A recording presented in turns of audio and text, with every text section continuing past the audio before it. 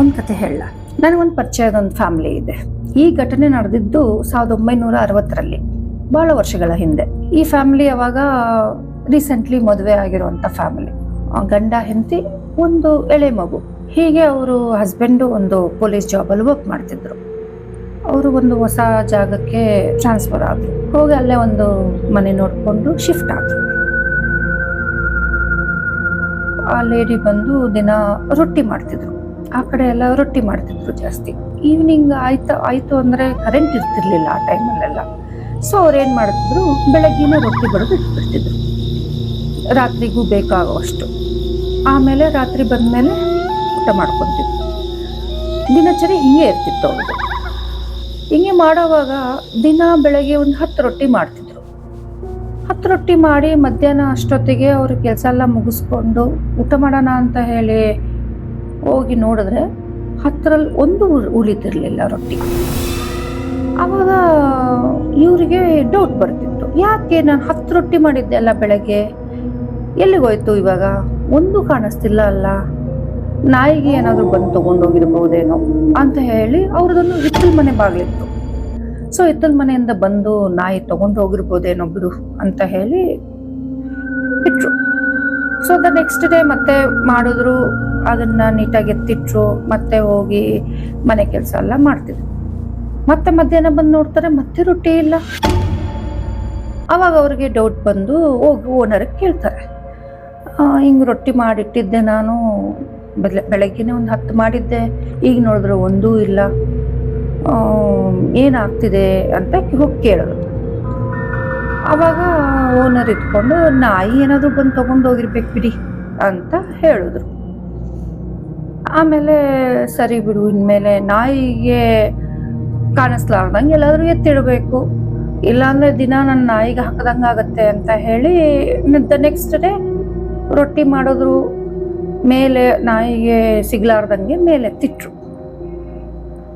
ಆಮೇಲೆ ಸರಿ ಅಂತ ಹೇಳಿ ಬೇರೆ ಕೆಲ್ಸಗಳು ಮಾಡ್ಕೊಂಡು ಮಧ್ಯಾಹ್ನ ಹೋಗಿ ನೋಡ್ತಾರೆ, ಮತ್ತೆ ರೊಟ್ಟಿ ಇಲ್ಲ ಅಲ್ಲಿ.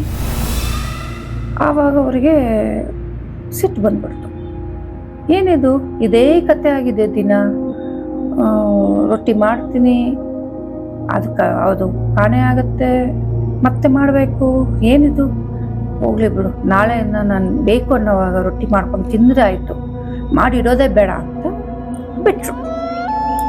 ನೆಕ್ಸ್ಟ್ ಡೇ ಅವ್ರಿಗೆ ಎಷ್ಟು ಬೇಕು ಅಷ್ಟು ರೊಟ್ಟಿ ಮಾಡಿಕೊಂಡ್ರು, ತಿಂದರು, ಎಲ್ಲ ಕ್ಲೀನ್ ಮಾಡಿದ್ರು, ಆಯಿತು. ಮಧ್ಯಾಹ್ನ ಸುಮಾರು 1:30-2 ಗಂಟೆಗೆ ಮಗುನ ಮಲಗ್ಸೋಣ ಅಂತ ಹೇಳಿ ಹೋಗಿ ಜೋಳಿಗೆ ಮಗುನ ಹಾಕಿ ತೂಗ್ತಾ ನಿಂತಿದ್ರು ಹಿಂಗೆ ಜೋಳಿಗೆನ. ಆಮೇಲೆ ತೂಗ್ತಾ ನಿಂತಿರುವಾಗ ಫುಲ್ ನಿಶಬ್ದ, ಸುತ್ತು ನಿಶಬ್ದ, ಏನೊಂದು ಚೂರು ಪಿನ್ ಡ್ರಾಪ್ ಸೈಲೆಂಟ್. ಜೋರಾಗಿ ಏನೋ ಒಂದು ಬಿರುಗಾಳಿ ಬಂದಂಗೆ ಸೌಂಡು. ಅವ್ರು ಹಿಂಗೆ ಏನು ನನ್ನ ಹಿಂದೆನೇ ಏನೋ ಒಂಥರ ಫೀಲ್ ಆಗ್ತಿದೆ ಅಲ್ಲ ಅಂತ ಹಿಂದೆ ತಿರುಗೋ ಅಷ್ಟೊತ್ತಿಗೆ ಜೋರಾಗಿ ಬೆನ್ನ ಮೇಲೆ ಹಿಂಗೆ ಹೊಡೆದಂಗೆ. ಯಾರಿದು ಏನು ಅಂತ ಹಿಂಗೆ ತಿರುಗೋ ಅಷ್ಟೊತ್ತಿಗೆ ಒಂದು ಎತ್ತರವಾದ ಲೇಡಿ ಕಪ್ಪು ಹಾಕೊಂಡು, ಇಷ್ಟ ಅಗಲ ಕುಂಕುಮ ಹಚ್ಕೊಂಡು, ಸೀರೆ ಉಟ್ಕೊಂಡು ಹಿಂಗೆ ನೋಡಿದ್ರು ಅಷ್ಟೇ. ಇವರು ಲೇಡಿಗೆ ಫುಲ್ ಶಾಕು, ಯಾರಿದು, ನನಗೆ ಬಂದು ಯಾಕೆ ಹೊಡೆದಿದ್ದು, ಏನು, ಯಾರು ಇವರು ಅಂತ ಹೇಳಿ ಫುಲ್ ಡೈಲಮಾದಲ್ಲಿತ್ತು. ದೆನ್ ಹಿಂಗೆ ಹೊಡೆದಿದ್ದೆ ಅವ್ರ ಹಿಂದೆ ಬ್ಯಾಕ್ ಡೋರ್ ಇತ್ತು ಹಿತ್ತಲ ಮನೆದು. ನಡ್ಕೊಂಡು ಹೋಗೋಕೆ ಶುರು ಮಾಡಿಬಿಟ್ರು. ಇವ್ರಿಗೆ ಏನು ಮಾಡೋಕ್ಕೆ ತೋಚ್ಲಾರ್ದಂಗೆ ಜೋರಾಗಿ ಕಿರ್ಚಿದ್ರು, ಯಾರಾದರೂ ಇದ್ರೆ ಬನ್ನಿ, ಯಾರು ನಾನು ಹೊಡೆದು ಹೋಗ್ತಿದ್ದಾರೆ, ಬೇಗ ಬನ್ನಿ ಅಂತ. ಆಮೇಲೆ ಅಕ್ಕಪಕ್ಕದ ಮನೆಯವರೆಲ್ಲ ಇವ್ರು ಕಿಚ್ಚೋದನ್ನ ನೋಡಿ ಓಡ್ ಬಂದು ನೋಡೋ ಅಷ್ಟೊತ್ತೆ ಅಲ್ಲಿ ಯಾರೂ ಇಲ್ಲ, ಆ ಮಗು ಅವ್ರ ಲೇಡಿ ಅಷ್ಟೇ ಇದ್ದಿದ್ದು.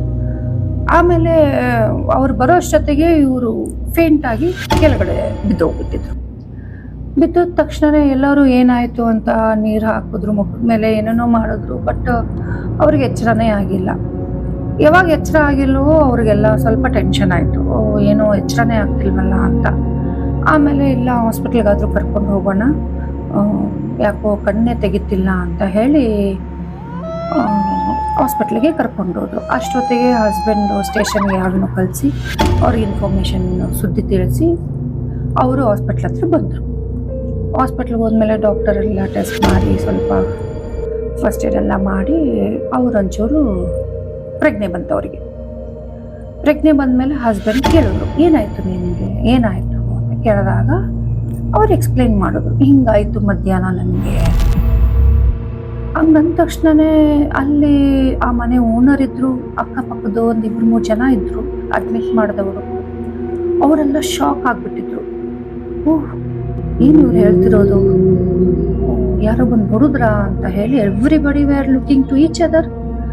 ಅವಾಗ husband being a police person, ಏನಾಯಿತು, ಏನು ಎಲ್ಲರೂ ಹಿಂಗೆ ನೋಡ್ತಿದ್ದೀರಾ, ಏನು ವಿಷಯ ಅಂತ ಕೇಳೋದು. ಇಲ್ಲ, ಆ ಮನೆಗೆ ಏನೋ ಒಂದಿದೆ, ಅದು ಯಾರ ಕಣ್ಣಿಗೂ ಕಾಣಿಸಿರ್ಲಿಲ್ಲ, ಬಟ್ ಫಸ್ಟ್ ಟೈಮ್ ಇವ್ರ ಕಣ್ಣಿಗೆ ಕಾಣಿಸಿದೆ, ಇದು ಈ ಥರ ಅನುಭವ ಮೊದಲಿದ್ದವ್ರಿಗೂ ಆಗಿದೆ ಅಂತ ಹೇಳೋದು. ಏನದು, ಇಲ್ಲೆಲ್ಲ ಅದನ್ನ ದೆವ್ವ ಅಂತ ಅಂತಾರೆ ಅಂತಂದ್ರು. ಅವರು ಹಸ್ಬೆಂಡಿಗೆ, ದೆವ್ವನ ಸಾಧ್ಯನೇ ಇಲ್ಲ, ಅದು ಹೆಂಗೆ ದೆವ್ವ ಆಗಿರೋಕ್ಕೆ ಸಾಧ್ಯ, ವೈಫು ನೀಟಾಗಿ ಎಕ್ಸ್ಪ್ಲೈನ್ ಮಾಡ್ತಿದ್ದಾರೆ, ಒಂದು ಲೇಡಿ ಇದೆ ಬಂದು ಹೊಡೆದ್ರು ಅಂತ, ದೆವ್ವ ಎಲ್ಲಿಂದ ಬರುತ್ತೆ ಅಲ್ಲಿಗೆ ಅಂತ ಹಸ್ಬೆಂಡ್ ಹೇಳ್ತಿದ್ರು.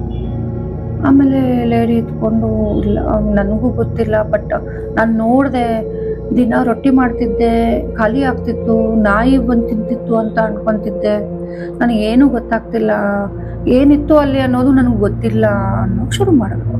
ಆ ಮನೆಯಲ್ಲಿ ಏನೋ ಇದೆ ಅಂತ ಅನ್ನೋವಾಗ, ಆ ಮನೆಗೆ ಯಾಕೆ ಹೋಗ್ಬೇಕು, ನಾವು ಬೇರೆ ಕಡೆ ಮನೆ ಮಾಡ್ಕೊಂಡು ಹೋಗೋಣ ಅಂತ ಹೇಳಿ ಅವ್ರು ಬೇರೆ ಕಡೆ ಮನೆ ನೋಡಿದ್ರು. ಅವ್ರ ಮಗು ಇನ್ನು ಫೀಡ್ ಮಾಡ್ತಿದ್ರು ಲೇಡಿ. ಅವರು ಫೀಡ್ ಮಾಡಬೇಕು ಅಂತ ಹೇಳಿ ಅವತ್ತು ನೈಟ್ ಮಗುಗೆ ಫೀಡ್ ಮಾಡೋಕ್ಕಂತ ಹೋದಾಗ ಇಟ್ಸ್ ಕಂಪ್ಲೀಟ್ಲಿ ಮಿಲ್ಕ್ ಬದಲು ಬ್ಲಡ್ ಬರೋಕ್ಕೆ ಶುರುವಾಯಿತು. ಎವ್ರಿಬಡಿ ವರ್ ಶಾಕ್ಡ್, ಏನಿದು ಹಿಂಗೆ ಅಂತ. ಇಲ್ಲ, ನೀವು ರಿಕವರಿ ಆಗೋವರೆಗೂ ಮಗು ಫೀಡ್ ಮಾಡಬೇಡಿ ಅಂತ ಹೇಳಿದ್ರು. ಅವ್ರಿಗೆಲ್ಲ ಫುಲ್ಲು ಹೆದರ್ಕೊಂಡ್ಬಿಟ್ರು ಏನು ಅಂತ. ಮತ್ತು ನೆಕ್ಸ್ಟ್ ಡೇ ಮಗುಗೆ ಫುಲ್ಲು ಲೂಸ್ ಮೋಷನು, ವಾಮಿಟಿಂಗ್ ಶುರುವಾಯಿತು ಎಳೆ ಮಗುಗೆ. ಇದೆಲ್ಲ ಆದಾಗ ಹಸ್ಬೆಂಡಿಗೆ ಈ doubted completely, okay something not a natural thing is happening ಅಂತ ಹೇಳಿ ಹಸ್ಬೆಂಡ್ ಅಲ್ಲೇ ಮಗುವು ಸ್ವಲ್ಪ ಆರಾಮಾದಮೇಲೆ, ಎಲ್ಲ ರಿಕವರಿ ಆದಮೇಲೆ ಗಂಡ ಹೆಂಡತಿ ಮಗು ಸೇರಿ ಬೇರೆ ಮನೆಗೆ ಶಿಫ್ಟ್ ಆದರು. And after shifting the house fine, ಎಲ್ಲ ಒಂದು ಸ್ವಲ್ಪ ಒಂದು ಹಂತಕ್ಕೆಲ್ಲ ನಾರ್ಮಲ್ ಆಯಿತು and their life went on. But ಅಲ್ಲಿ ಆ ಮನೆಗೆ ಏನಿತ್ತು, ಅವ್ರು ಏನು ನೋಡಿದ್ರು, ಆ ಲೇಡಿ ಯಾರು ಅನ್ನೋದು ಅವ್ರಿಗೆ ಯಕ್ಷ ಪ್ರಶ್ನೆ ಆಗೇ ಉಳ್ಕೊಂಡಿದೆ. ಅವರು ನನಗೆ ಈ ಇನ್ಸಿಡೆಂಟ್ ಹೇಳ್ಬೇಕು ಅಂತಂದರೆ ಅವ್ರಿಗೆ ಆ ಕ್ವಶನ್ ಇನ್ನೂ ಉಳಿದಿದೆ ಅವ್ರ ಮನಸ್ಸಲ್ಲಿ, ಇದೇನಿತ್ತು, ಆ ಟೈಮಲ್ಲಿ ನಾನು ಏನು ನೋಡಿದ್ದೆ ಅನ್ನೋದು. ಹಾಗಾದರೆ ರೊಟ್ಟಿ ತಿಂದಿದ್ದು ಯಾರ ಮನೆಗೆ, ತಾಯಿ ಮಗುಗೆ ಫೀಡ್ ಮಾಡಬೇಕಂದ್ರೆ ರಕ್ತ ಯಾಕೆ ಬಂತು, ನಮ್ಗೆ ಈ ಪ್ರಶ್ನೆ ಎಲ್ಲ ಇನ್ನೂ ಕಾಡ್ತಾ ಇದೆ.